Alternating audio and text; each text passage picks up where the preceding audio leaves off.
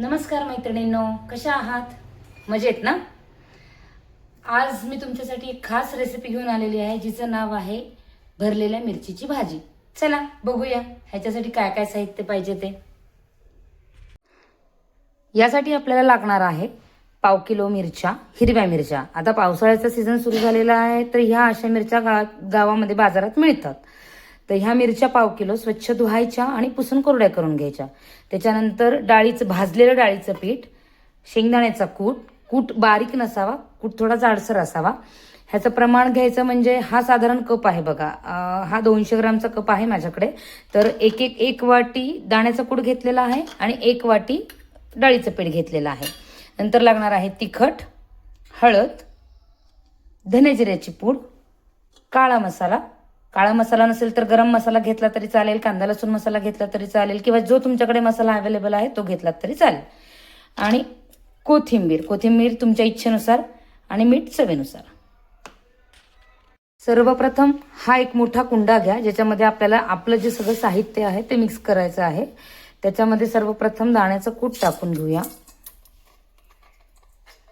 दाण्याचं कूट झाल्यानंतर आता त्याच्यामध्ये टाकूया डाळीचं पीठ. डाळीचं पीठ टाकून झाल्यानंतर त्याच्यामध्ये टाकूया कोथिंबीर.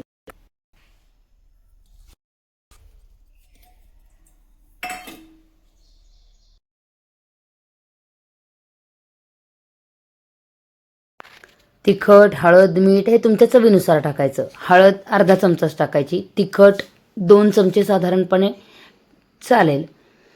धने जिऱ्याची पूड एक अर्धा चमचा. धने जिऱ्याची पूड मी नेहमीसाठी घरात करूनच ठेवत असते. गोडा मसाला घरचा असेल तरी चालेल, काळा मसाला तो पण चालेल, किंवा कांदा लसूण मसाला असेल तोही चालेल. हे सगळं मिश्रण सर्व एकत्रित करायचं.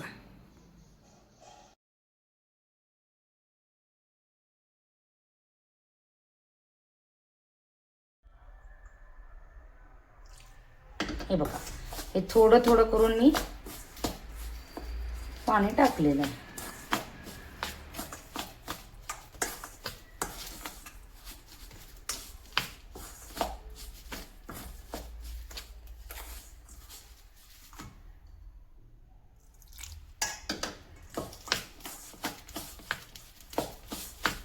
आता हा मसाला तयार झाल्यानंतर आपल्याला आता हा मसाला मिरचीमध्ये भरून घ्यायचा आहे.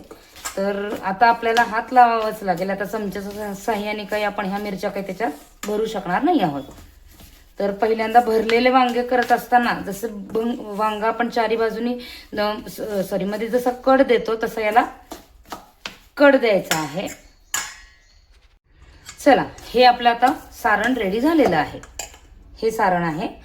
आता साधारणतः ज्या वाटीने मी डाळीचं पीठ आणि दाण्याचं कूट हे दोन्ही घेतलेलं होतं तर तीच वाटी ठेवायची आणि त्याचं साधारणतः मला पाऊण वाटीला थोडंसं कमी असं पाणी लागलेलं आहे. तर त्यानुसार तुम्ही ॲडजस्ट करू शकता पाण्याची कन्सिस्टन्सी. आता सगळ्यात पहिले मी या मिरच्या नीट बघा मी कशा फोडून घेते. अशा बरोबर मिरच्यांच्या मध्ये अशा प्रकारे की आपल्याला ह्याच्यात मसाला भरता गेला पाहिजे. आता बरेच जण त्याच्या आतमध्ये ज्या बिया असतात तर त्या बिया काढून टाकतात, पण हे खूप किचकट काम वाटतं मला. त्याच्यामुळे मी बिया काढण्याचं मी काढत नाही कधी. पण जर कोणाला बिया नसतील आवडत ह्याच्यातल्या तर तुम्ही बिया काढून घेतल्या तरी चालतील. अशा प्रकारे कट करून सगळ्या मिरच्यांना असे कट करून घ्या. आपल्या सगळ्या मिरच्या कापून झालेल्या आहेत. आता एक एक करून आपण ह्याच्यामध्ये मसाला भरूया. हे बघा, हा अशा प्रकारे ह्याच्यामध्ये मसाला भरायचा. जरा दाबून भरा म्हणजे जितका मसाला भरला जाईल तितका भरा.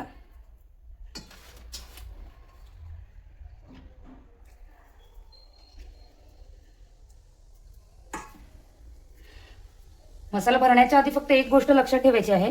हा मसाला तुम्ही टेस्ट करून बघा, कारण ह्याच्यामध्ये जर मीठ कमी झालं तर आता नंतर वरून तुम्ही किती मीठ टाकलं तरी त्या भाजीला चव लागत नाही. त्यामुळे मसाल्यामध्येच मीठ एकदम परफेक्ट झालं पाहिजे. ही एक गोष्ट फक्त लक्षात ठेवा.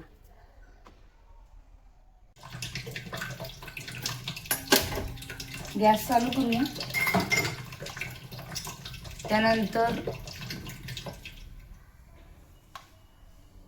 तेल टाकूया कढईमध्ये. तेल साधारण 3 ते 4 पळ्या तरी लागेल. 3 पळ्या तर लागेलच लागेल.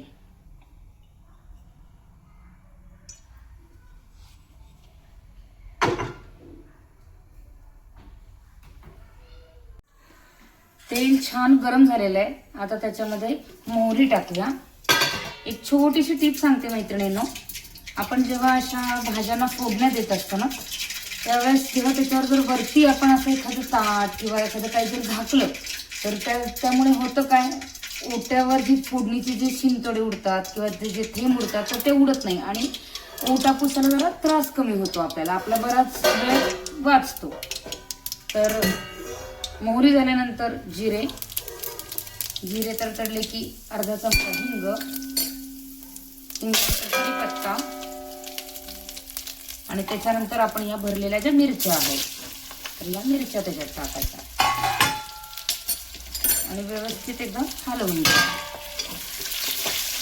हलवून झाल्यानंतर एकदम अशा मंद आचेवर वरती झाकण ठेवायचं आणि मंद आचेवर या आपल्या मिरच्या छान अशा मऊ शिजू द्यायच्या. आता मसाल्यामध्ये तर आपण मीठ टाकलेलंच आहे, पण वरती हे जे मिरच्यांचं जे कव्हर आहे तर त्या अळणी लागू नयेत म्हणून थोडंसं पुन्हा वरून मीठ टाकायचं, थोडंसं टाकायचं आणि पुन्हा एकदा व्यवस्थित हलवून घ्यायचं.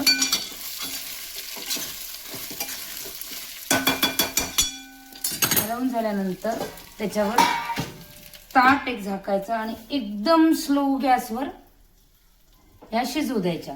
त्याच्यासाठी अजून एक ट्रिक आहे. मिरच्या खालून करपू नयेत म्हणून ताटावरती थोडंसं पाणी टाकायचं आणि एकदम मंद गॅसवर ही भाजी शिजू द्या. ही झाली आपली भरलेल्या मिरचीची भाजी. कशी झाली ते कमेंट करून नक्की सांगा आणि आवडली असेल तर गौरी कट्टा या माझ्या चॅनलला सबस्क्राईब करा. थँक्यू.